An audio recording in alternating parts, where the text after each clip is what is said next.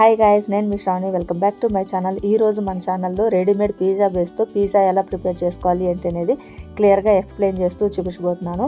Last time DMart వెళ్ళినప్పుడు ఈ pizza బేస్ని అయితే తీసుకొచ్చాను అనమాట. ఇప్పుడు దానిపైన పిజ్జా సాస్ని వేసి ఇలాగ మొత్తం అంతా స్ప్రెడ్ అయ్యేలాగా స్ప్రెడ్ చేసుకోవాలి. ఇలాగ మొత్తం అంతా స్ప్రెడ్ అయ్యేలాగా స్ప్రెడ్ చేసిన తర్వాత మనం ఏ పిజ్జా ప్రిపేర్ చేసుకోవాలి అనుకుంటున్నాము అనే దాన్ని బట్టి మనము ఇక్కడ వెజిటేబుల్స్ కానీ లేదా నాన్ వెజ్ కానీ రెడీ చేసి పెట్టుకోవాలి. నేనైతే ఇంట్లో ఉన్న వెజిటేబుల్స్ని యూస్ చేసే వెజ్ పిజ్జా ప్రిపేర్ చేయాలి అనుకుంటున్నాను. మీలో ఎవరైనా కనుక నాన్ వెజ్ పిజ్జా ప్రిపేర్ చేసుకోవాలి అనుకుంటే ముందుగానే చికెన్ పీసెస్ని ఫ్రై చేసి పక్కన పెట్టుకోండి. సో చూసారు కదా, ఈ విధంగా మొత్తం అంతా ఈ పిజ్జా సాస్ స్ప్రెడ్ అయ్యేలాగా స్ప్రెడ్ చేసుకున్న తర్వాత ఇప్పుడు దీనిపైన మనము చీజ్ అనేది వేసుకోవాలి. నేనైతే అమూల్ చీజ్ని యూస్ చేస్తున్నాను. మీరు ఏ బ్రాండ్ కావాలో మీరు ఆ చీజ్ని యూస్ చేసుకోవచ్చు అనమాట. నేనైతే అమూల్ చీజ్ తీసుకొని ఈ విధంగా పిజ్జా పైన తురిమి వేసుకుంటున్నాను.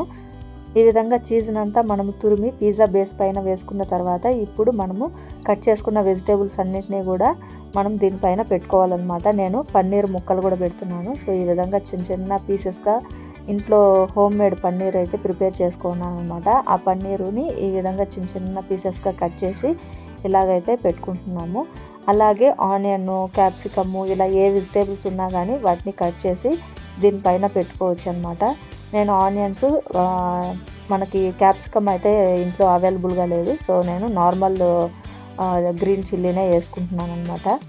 సో చాలా అంటే చాలా బాగా వచ్చింది పిజ్జా అయితే. సో తప్పకుండా ఈ వీడియో చూసిన ప్రతి ఒక్కరు కూడా ట్రై చేయండి. కాకపోతే వేడి పైన తిన్నప్పుడు చాలా సాఫ్ట్గా ఉందన్నమాట. కొంచెం వేడి చల్లారిన తర్వాత మనకి పిజ్జా బేస్ అనేది కొంచెం క్రంచీగా అనిపించింది, కానీ వేడి పైన అయితే చాలా టేస్టీగా ఉంది.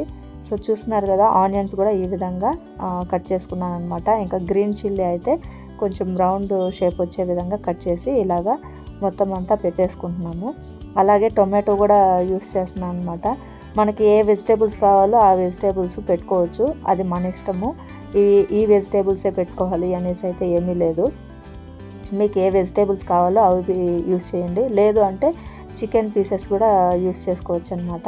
ఇలాగ మొత్తం అంతా పెట్టుకున్న తర్వాత వీటిని మనము ఓవెన్ ఉంటే ఓవెన్లో పెట్టేసుకోవచ్చు, లేదు అనుకుంటే స్టవ్ పైన ఏదైనా ఒక కుక్కర్ లాంటిది మందంగా ఉండేది ఒక పాత్ర పెట్టుకొని ఒక 15 మినిట్స్ లో హీట్లో హీట్ అవనివ్వాలన్నమాట. అలాగా లో హీట్లో ఆ పాత్ర బాగా హీట్ అయిన తర్వాత మనం దీన్ని తీసుకొని వెళ్ళి ఆ పాత్రలో పెట్టేసి మూత క్లోజ్ చేసేసి ఒక 15 మినిట్స్ మీడియం ఫ్లేమ్లో పెట్టుకున్నాము అంటే మనకి పిజ్జా అనేది రెడీ అయిపోతుంది.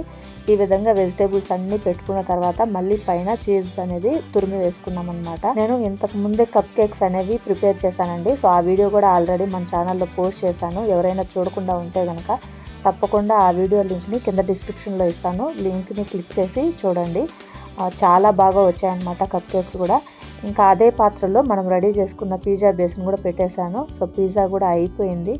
చాలా అంటే చాలా కలర్ఫుల్గా కనిపిస్తుంది కదా. సో తినడానికి కూడా చాలా టేస్టీగా ఉందండి. ఫైనల్గా రెడీ అయిపోయిన పిజ్జా పైన చిల్లీ ఫ్లేక్స్ని వేసుకొని చిన్న చిన్న పీసెస్గా కట్ చేసుకొని తిన్నాము అంటే మనకి బయట దొరికే పిజ్జాలానే అనిపించింది అనమాట నాకైతే. సో నేను ఇందాకే చెప్పాను కదా, వేడి పైన మనకి తినడానికి చాలా టేస్టీగా ఉంది, వేడి చల్లారిన తర్వాత కొంచెం క్రంచీగా అనిపించిందని. సో తప్పకుండా మీరు కూడా మీ ఇంట్లో ట్రై చేయండి. ట్రై చేసిన తర్వాత మీకు ఎలా వచ్చింది ఏంటనేది కింద కామెంట్ సెక్షన్లో కామెంట్ చేయండి. అలాగే ఈ వీడియో కనుక మీకు నచ్చినట్టయితే తప్పకుండా లైక్ చేసి మీ ఫ్రెండ్స్ అండ్ రిలేటివ్స్కి షేర్ చేయండి. Thanks for watching. Bye bye.